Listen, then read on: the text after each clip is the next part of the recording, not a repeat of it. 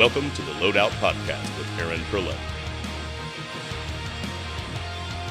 Welcome back to the Loadout Music Podcast, where we bring you one-on-one conversations with music artists and try to give you a more intimate picture of how they develop their art and establish their career. I'm your host, Aaron Earle, and we are recording from St. Louis at the Gaslight, and we appreciate you listening. So I am an unabashed fan of the Southern rock genre, from the Allman Brothers to Lynyrd Skynyrd, Marshall Tucker, Blackfoot, Steve Earle, Black Crowes, and the list goes on. Today, however, the best of the Southern rock genre, and certainly the outlaw country sound bleeds into that, but they're kind of ships without a home as it relates to airplay. But there are some amazing artists in the genre out there today, from the Drive-By Truckers to Jason Isbell, Blackberry Smoke, Whiskey Myers, and more. One of them, and one of my favorites, also someone the New York Times called the last of a dying breed, and they said that in a good way, is my next guest, and he is Chris Knight. Booze and drugs will rot your brain. Too much pleasure brings you pain, but you can die from just about anything. Chris, thank you so much for being with us today. I appreciate it. You're welcome. Glad to be here. So I have to start with this. Where is Slaughters, Kentucky?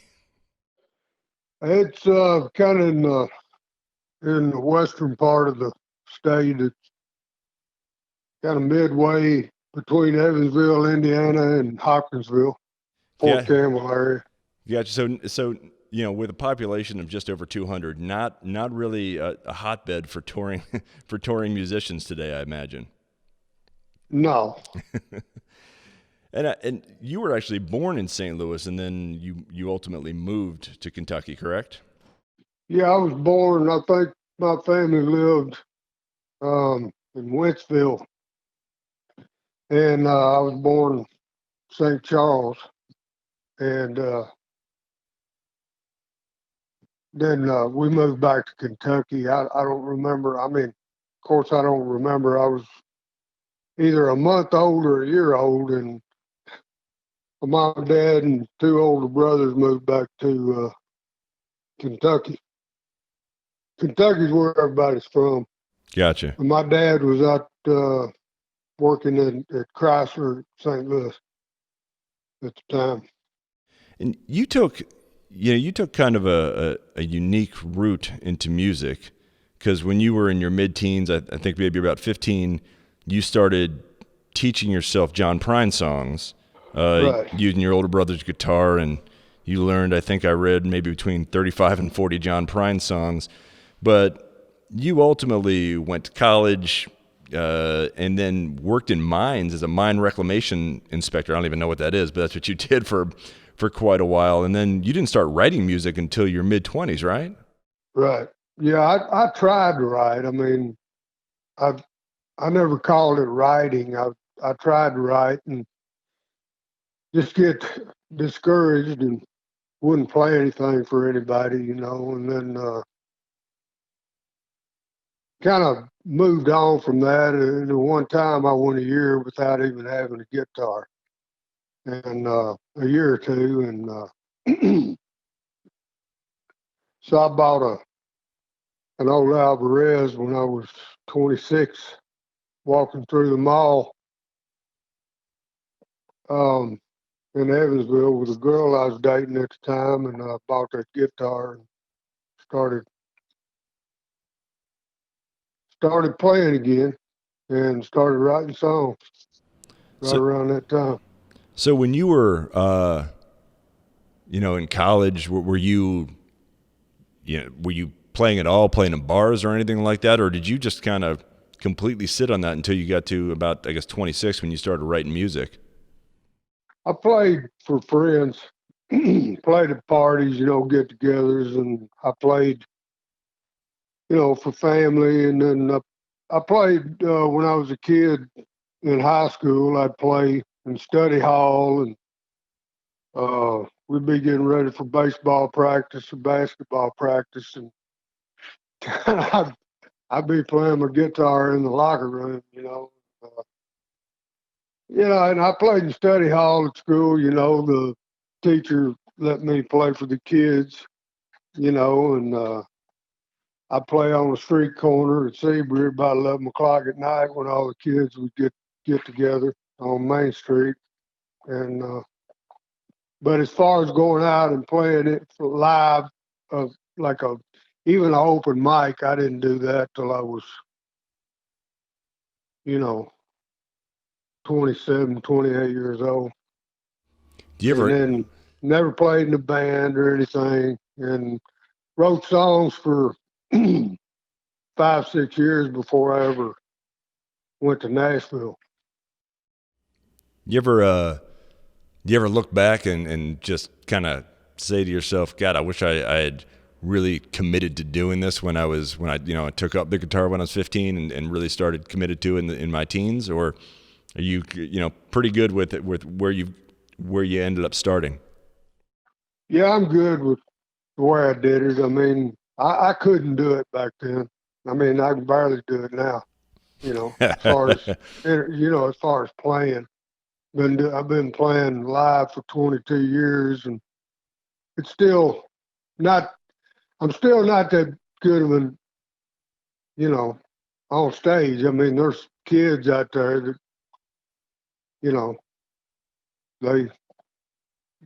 they've got it down as far as getting the crowd behind them and all that kind of thing. But I love doing it.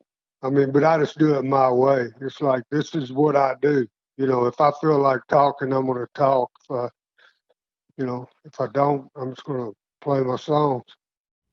Yeah, and having seen you play, I mean, you play a pretty workmanlike show. I mean, you get up there, you've got your set, you go through it, and you're done. I mean, it's not, it's just you're focused on the music, and you go through it. Yeah, mostly I have done, engaged with the audience quite a bit, especially on acoustic shows in the right place. I mean, if I'm playing some loud bar acoustically, just for the money, I'm not going to say shit, really. That's just, I'm just going to do the show because half the people's got to. No, actually, when I'm doing a show like that, half the people or more will have their backs to me at the bar, and then there'll be, handful of people out front who actually came to the show. They just picked the wrong show to come to. And so I'll talk to them and stuff like that. A lot of it depends on the vibe of the place and what I'm getting back from the audience. And but yeah, I toured for a year, just me and my guitar, on a pretty good guy, and I kind of got that part of storytelling, talking in between songs, and kind of honed that a little bit during that period, So I know, you kind of grew up learning John Prine songs, but I understand that, it was Steve Earle in the mid-'80s. You heard Steve Earle on the radio, and that's what really kind of inspired you to start writing your own music. Is that right? Is he one of kind of your inspirations? Yeah. I mean, I started writing shortly after Guitar Town came out. I was hearing that on a local station here, and I did a lot of driving in my job, and I was worked for a mine reclamation, a mining consultant, and did a lot of driving, and I'd hear that song about twice a day, and figured out who it was, and went and bought the record, and just made me want to pursue it, then.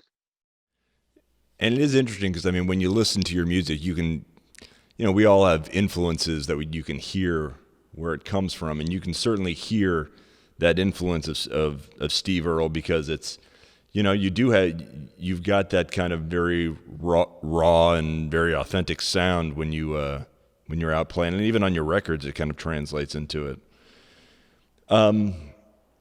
You've got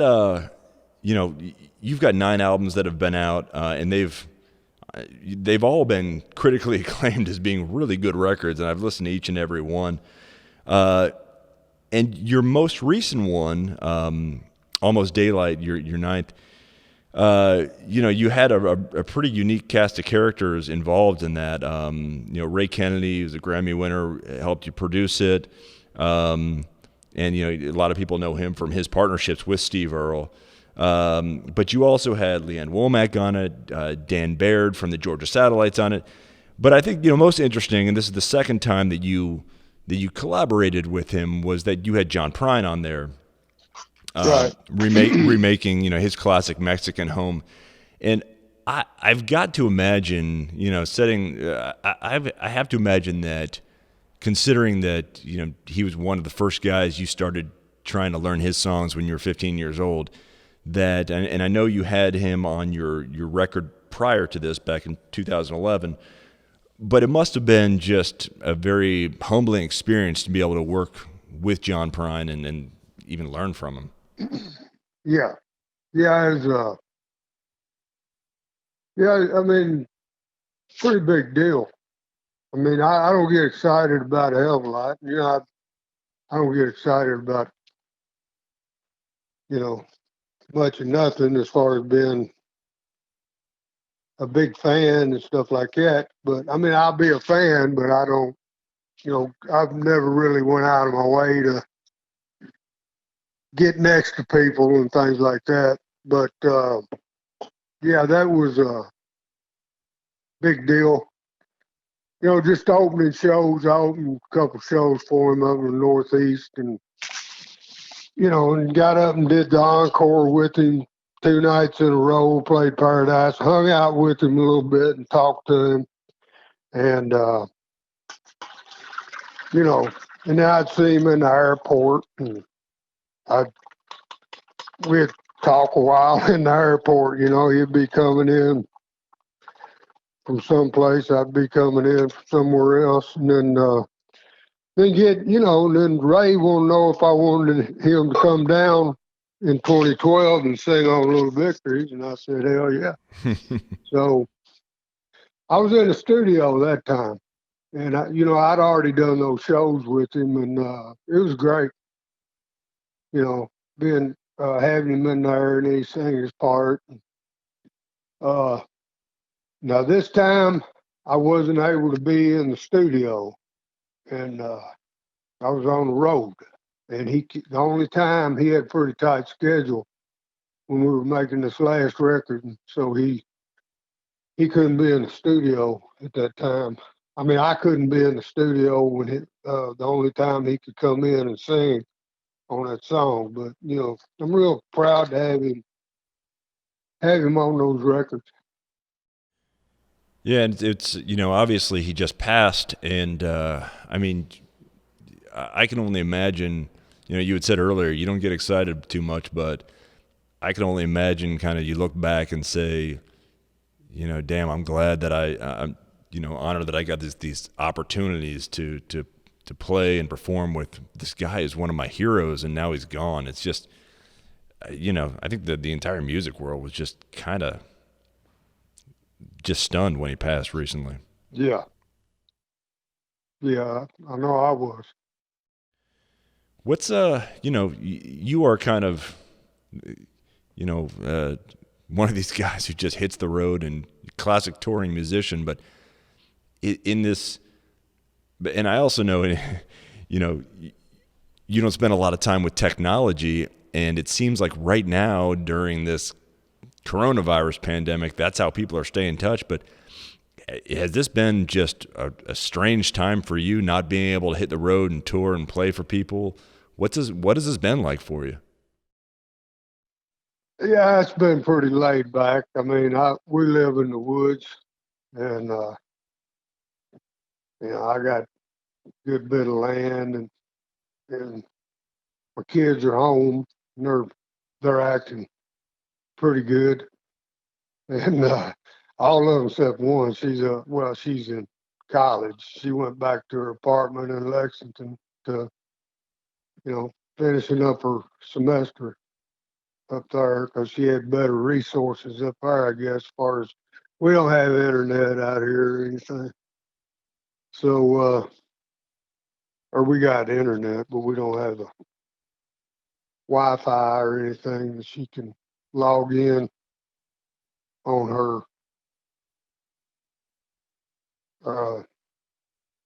to her college work.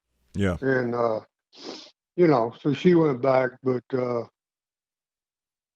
yeah, I mean it's we're just laying low and not going a lot, go to the store maybe once a week, things like that. Got plenty to do out here. So has it just been more of a good chance to kind of almost disconnect from the industry and from touring, and then just kind of spend time at home? And yeah, it has. I mean, it's not been stressful or worrisome to me. I mean, I understand how it can be, and hopefully I want it to be over. I like being home, but I also like being on the road. After being home for 10 days, 2 weeks, I mean, I'm always ready to go back out for a week or whatever. And then, that's kind of the way I've always done it, is just be on the road for do 4 or 5 day runs, come home, do a couple of those a week, and then take 10 days, be home 10 days, leave again, and do it all over, Yeah. Did 106 shows last year, and that was fairly comfortable. That's actually more shows than I've done in several years. I usually do 85 to 90 shows, but I'm ready to get back out there. Yeah. And I'm ready for things to get back to normal, but I don't see it happening with the music scene anytime soon. And I never dreamed that this would be the thing that really affected, what I do for a living. I always thought, well, it could be some things, but I never thought that it would be some kind of pandemic. Yeah, it seems like, I mean, it's really, it blindsided everybody. I mean, people can criticize a lack of response, but nobody's ever dealt with anything like this. I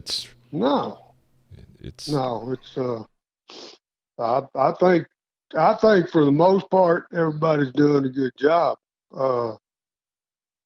You got some people that still want to congregate, and I really don't think that's a good idea. But you got to go to the store. You got to get food. And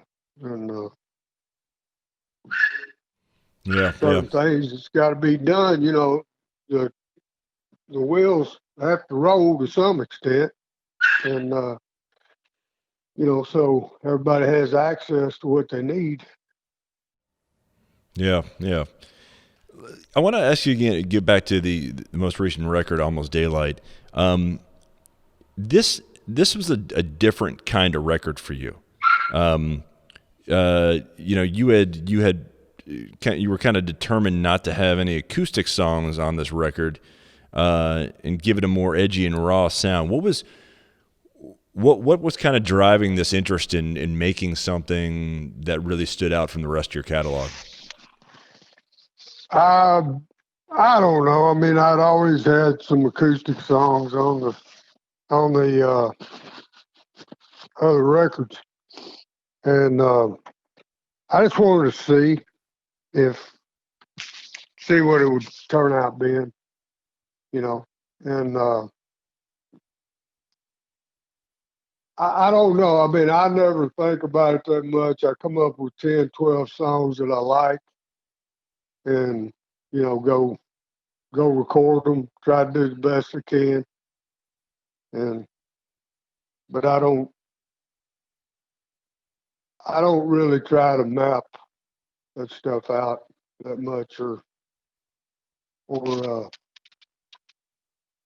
choreographic or whatever. Yeah. You know, When you collect those 10 or 12 songs and you're ready to roll, are you trying to, you tell these very interesting stories about, people, oftentimes, very raw stories. Are you trying to kind of, in your process for putting records together, are you trying to weave together a handful of stories that are some way have some type of connection, or is it just, these are 10 or 12 stories that I came up with right now, they work, I've got lyrics, I've got compositions that work with them. How does that work for you? I just do it. I mean, I wish I could write something that I've heard called a concept album. Yeah. And, in a way, maybe some of them might be concept records, but that was by accident. And I look back on this record, and there is a common thread through most of the songs on it. I mean, I can see it. What is that common thread? We're just, almost daylight, keep your head up, those two for sure. And I don't know. I mean, it's kind of like just people still, weaving their way through life, and dealing with this and that, and then, just trying to keep putting one foot in front of the other. So is it almost kind of a look at kind of blue collar hard work in America, and almost that there's a light at the end of the tunnel, that there's hope? Sounds good. Sounds good to me. if I do say so myself. It just, it's just things that hit me. Maybe I have the same process all the time. Maybe I don't, if I'm feeling happy, I don't necessarily write a happy song. I write the same song if I'm feeling pissed off or whatever, So, you know what I mean? Yeah. So it just happens to be, whatever's impacting you in your life at that moment. That's kind of, yeah. I know that outside of your records, you've also written music for some pretty big name artists, Confederate Railroad, the always underappreciated John Anderson, Randy Travis. When you were doing that, was that, I know, in Nashville, you've got these kind of, these machines where you're just kind of sitting in a room and you're grinding out music. Was that one of those situations where you were working as a songwriter, or did you just get the opportunity to collaborate with some of these artists and bands where you were specifically asked to write music for them? How did that work? No, it was me writing with friends, people that, and sometimes the publisher would hook me up with somebody. And the whole time, I mean, I was working towards getting a record deal. I mean, I signed with Blue Water as a staff writer in '94. And like 2 years later, I signed a record deal with Decca. So I was pretty much just writing for myself, but every now and then we'd end up writing a song that I liked, and we were able to take out and pitch to, and then it's like that song Highway Junkie. I mean, it's been cut several times, been in a movie, and it's been on a couple of movies, and Randy Travis cut it, Dan Baird, and the the Yahoos cut that song. They did a great version on it. Randy Travis did a great version. And, but my song, the girl who worked my songs, or Blue Water, I mean, she took, Pat McMurray, she took that song to Randy Travis the day after I turned it in. I think we went and did some kind of a demo. As soon as the demo was done, she took it to the studio where Randy was recording, and he cut it that day. And I think the same thing went on with Montgomery Gentry, and She Couldn't Change Me. I think somebody, I guess the girl at Warner, I was writing for Warner Chappell at the time, and me and Gary Nicholson, we didn't even really demo that. We just kind of did a homemade demo in Gary's studio, and I think Barbara Beeler or Gary's son took it to Montgomery Gentry, and they cut it either that day or they cut it the day after. So it was basically, me writing with. I didn't do the machine thing. I might have been caught up in that once or twice, but it only happened once. If I didn't hit it off with the person, I wasn't going to sit in there and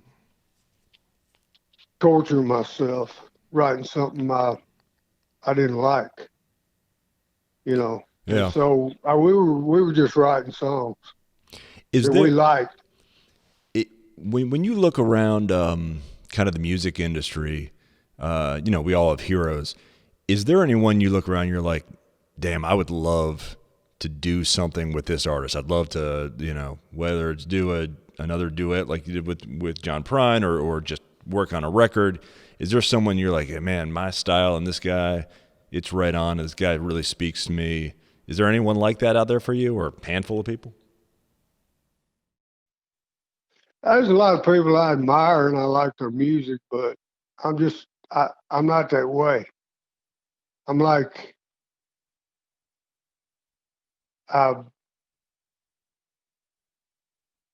don't know. I mean, if I think that way, it's just, well, let's go do some shows together. You do your set and I'll do my set, or we'll trade off spots or whatever, or we'll do a song swap, things like that, and it'd be fun. But as far as, actually getting on stage together and doing something like that, it's basically just, closest I've ever been to that is just doing in the round stuff. Yeah. Does it, when you think about your style of music, and I kind of led with this, the music industry has obviously gone through these massive shifts over the past 10, 15, 20 years that driven by technology. And as a result, radio has really changed. Does it frustrate you that even kind of the style of music you play, that there is not a kind of traditional home for it on regular radio? Because it just seems like there's a lot of good artists like you. Even like a Steve Earle, or when the late John Prine. It's hard to find places on radio where you can get that kind of music today. That's got to frustrate the shit out of you? Yeah, I mean, I knew what it was though whenever I put my first record out. I mean, I think you got a big machine behind you like Decca Records, and they did me a whole lot of good. I mean, I got my foot in the door there, and I was able to, whenever I got dropped from there, whenever they dropped the Decca label, I was still able to have a career. And a lot of that had to do with what what Decca Records did for me, and getting me real good press all over the country and in Europe and everything else. And so I don't know. I lost my train of thought. I know I'm not supposed to do that. It happens to all of us. What was the question again? We were just talking. I'll get back to it. Yeah, no, we were just talking about kind of the maybe frustration. As far as the radio, yeah. Yeah. I, like I said, I knew what I had, you know, and I knew that what it was going to be, and I knew that I was not going to be playing to, you know, 5,000, 10,000 people or more. I knew that my crowd would be about what it is now, which is, you know, I have nothing against playing in a 100-seat room and a decent ticket, just playing an acoustic show, as long as the club knows what they're doing and everything, and it's a good place. And then, you know, I like to play the shows where I draw 800 people or whatever, but 700-800 people. But my general audience is somewhere in between. Yeah, and that, you know, if there's one place that seems to have kind of adopted you almost as a native son, and is the state of Texas. You have, I think Rick Perry, when he was governor back in 2006, he named you an honorary Texan. What you seem to have this unusual following in Texas, where you are just beloved there. How did that happen? I don't know. One radio station started playing me down there in Plano. It was WKHYI in Plano, the range, and it kind of grew from there. They played my first record. You know, I think before my record ever came out, Blue Water might have sent out a demo or something. I mean, not Blue Water, but Decca. But anyway, they started playing Ain't Easy Being Me and Framed and all that stuff, and then it just kind of emanated from Plano. And I started going down there and playing. And,